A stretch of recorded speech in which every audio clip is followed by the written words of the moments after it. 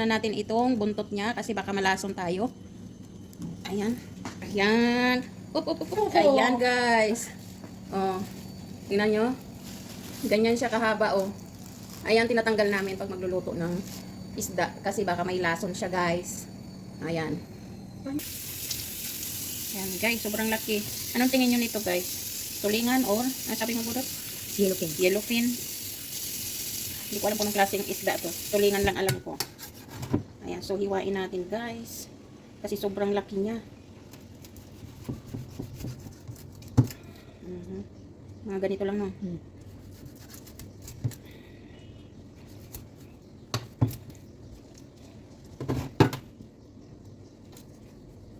Tatlong kilo ito guys.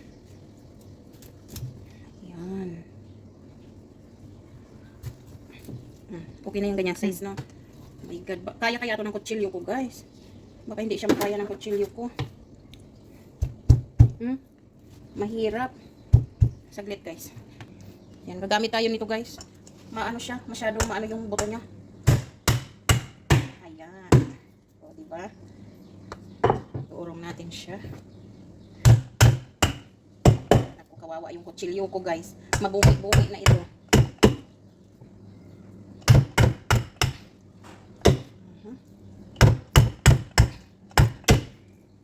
Okay, sana lang. Okay.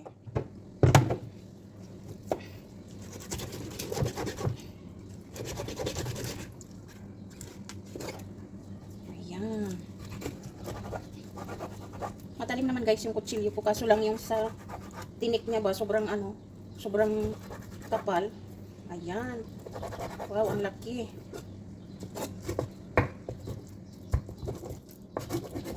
Oh, ayan na siya guys. Oh, di ba ang dami? Ilang hiwa to oh. Oh. 7 piraso. Ayan, so linisin na muna natin guys.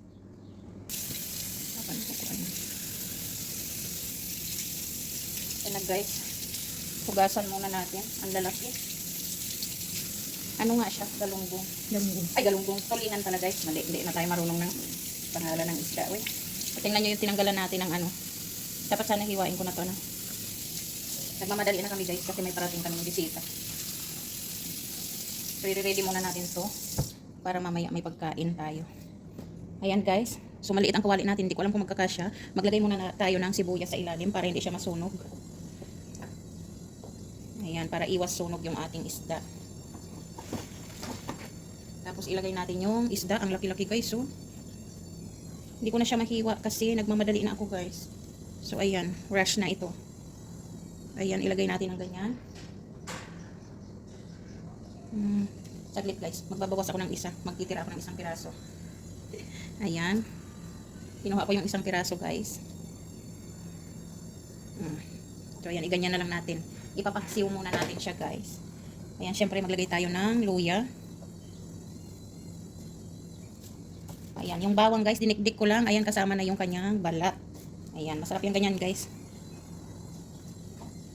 Tapos ito yung paminta. Ayan. Konting ano lang. Ayan, lagyan natin yan. Siyempre masarap pag maraming paminta guys. Lagyan natin ng asin. Rock salt ang ginamit ko. Ayan. Medyo dami-damihan nyo ng asin guys kasi suka lang ang ilalagay natin. Ayan, maglagay tayo ng white vinegar. Yan ang ipang sasabaw natin guys. Maglagay tayo ng oil para hindi siya dry.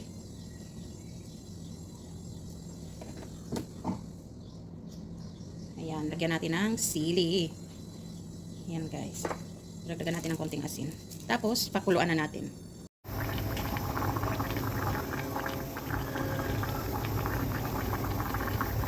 Ayan na guys. Kumukulo na ang ating paksiw. Ayan, paksiw na tulingan guys. Ayan, so ipapadry natin konti yan. Tapos saka natin ilalagay yung gata at pechay. Ayan, napaso ako guys. Ito yung pechay guys. At ito naman yung ating gata.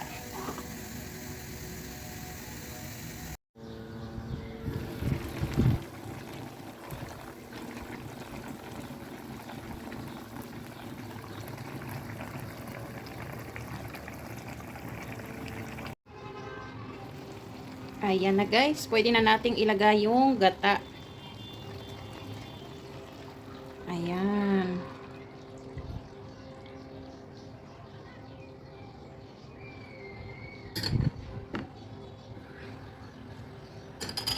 Ayan, tapos ibabaw na natin itong pechay. Ayan, ang dami guys. Marami itong pechay na ilalagay namin kasi mahihilig sa gulay. Ayan. Ayan, sinama pa ni Budots yung ano guys, oh, yung bulaklak. Ayan guys, nailagay na lahat, kaya takpan muna natin para lumambot yung gulay. Ayan. Ayan na guys, paluto na yung ating pechay. Ayan. Wow, sarap. Ang bango guys.